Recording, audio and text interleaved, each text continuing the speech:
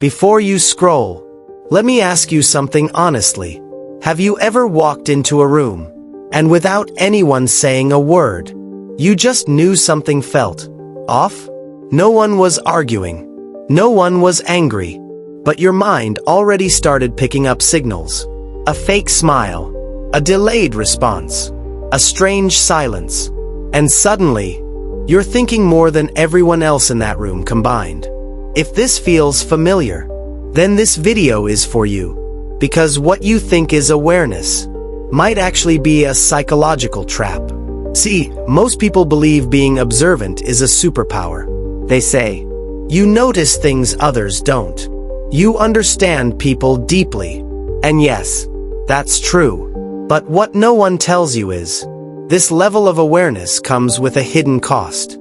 Because your brain doesn't know when to stop. You don't just notice things. You carry them. You replay conversations in your head.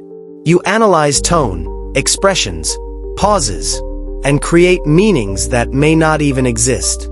And slowly, it starts draining you. You're physically present, but mentally, you're running thousands of simulations. Trying to understand everything. Trying to predict everything. Trying to avoid pain before it even happens. But here's the truth most people don't understand. You're not overthinking for no reason. Your brain learned this behavior. And to understand it, we have to go back. Because there are usually two types of people who become overly aware. The first type are naturally sensitive. From birth, their brain processes information more deeply. They feel emotions more strongly. They notice small details others ignore. Even as kids, they were different. More quiet, more thoughtful, more aware. For them, the world always felt louder, more intense. But the second type is where it gets interesting.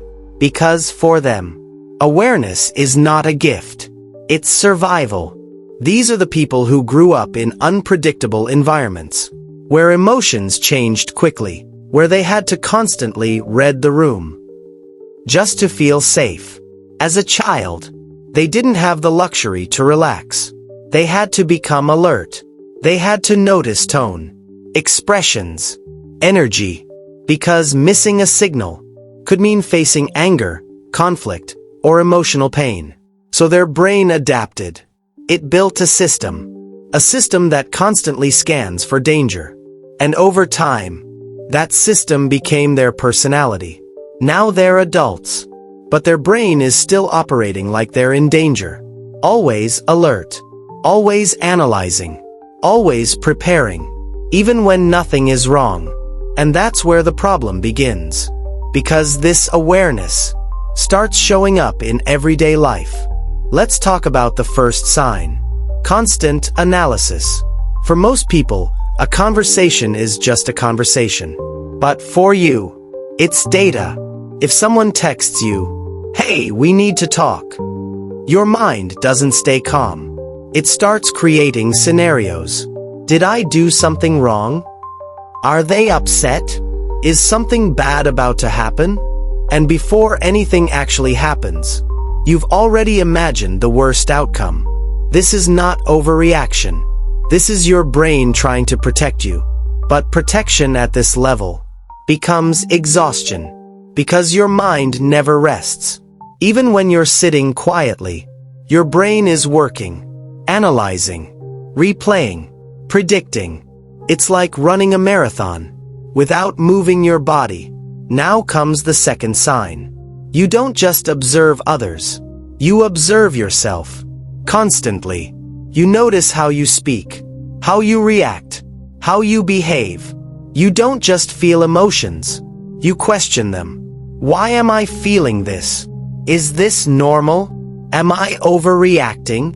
Even happiness doesn't stay pure. You laugh, and then immediately think, was that too much? Did I sound fake? You're not just living your life. You're watching yourself live it. And that kills your natural flow. You become careful, measured, controlled, but never fully free. Now let's go deeper. Because this awareness doesn't stop at you. It affects how you see others. You start noticing patterns, hidden intentions, unspoken motives. Someone compliments you, and instead of enjoying it, you question it. What do they want? Is this genuine? You realize something most people ignore, that not everything is as it seems. And while this gives you clarity, it also takes away something important: trust. Not because people are bad, but because you see too much. And when you see too much, you stop experiencing things simply. Everything has layers. Everything has meaning. Everything needs to be understood. And that creates distance. You can be surrounded by people and still feel alone, because no one else is seeing what you're seeing. Now comes the part that hurts the most. Your empathy. You don't just understand people. You feel them deeply. If someone is stressed, you feel it. If someone is sad, you carry it. Even if they don't say anything, your mind absorbs energy like a sponge. And over time, you become the person everyone comes to, because you understand them. You listen. You care. But here's the problem. Who understands you? Who carries your emotions? Because when you absorb too much, you start losing yourself. And that emotional weight doesn't just stay in your mind. It moves into your body. You feel restless, tired, anxious. Even when nothing is wrong, your heart beats faster. Your chest feels tight. And your brain immediately reacts. Something is wrong. But most of the time, nothing is wrong. It's just your awareness going too far. And now your brain is trying to control everything. It believes, if I can predict everything, I can avoid pain. So it keeps thinking, planning, simulating. What if this happens? What if that goes wrong? And suddenly, you're living in the future instead of the present. This is called analysis paralysis.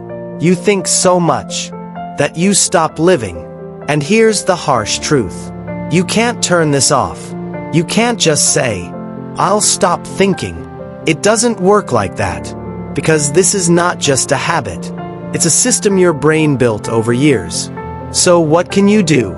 You don't reduce awareness. You control how much you carry. That's the difference. You can notice something without absorbing it. You can see emotions without making them yours. And that starts with one simple shift. Not everything needs your attention. Not every silence has meaning. Not every reaction needs analysis. Sometimes, a person is just tired. Sometimes, a message is just a message. Sometimes, there is no hidden meaning, and you have to train your brain to accept that. Second, not every emotion needs to be solved. If you feel anxious, you don't always need to find the reason. Sometimes, you just feel it and let it pass, without judgment, without analysis. Third, not everything you understand needs action. You might see someone's insecurity clearly, but you don't need to fix it. You might notice a problem in a relationship, but you don't need to control it. You learn to step back. And that's where freedom begins. Because awareness is not the problem. Attachment is. When you stop attaching yourself to everything, your mind becomes lighter. You still understand deeply. You still observe clearly. But you don't suffer from it. And slowly, something changes. Your mind becomes quieter. Not because you think less, but because you carry less. You stop trying to control everything and start experiencing life again. You laugh without analyzing. You talk without overthinking. You live without watching yourself live. And that's when awareness becomes a gift, not a burden. So if you relate to this, if you feel like your mind never stops, remember this. You are not broken. You were trained to survive. But now, you don't need to survive anymore. You need to live. And that starts by letting go. If this video made you understand yourself even a little better, don't ignore it. because this might be the moment where everything starts changing. So stay connected. Watch the upcoming videos in this series, because we're going deeper into how your mind works and how to take control of it. And if you're serious about changing your mindset, subscribe now, because this journey is not for everyone. But if you stay consistent, you'll become someone most people never do.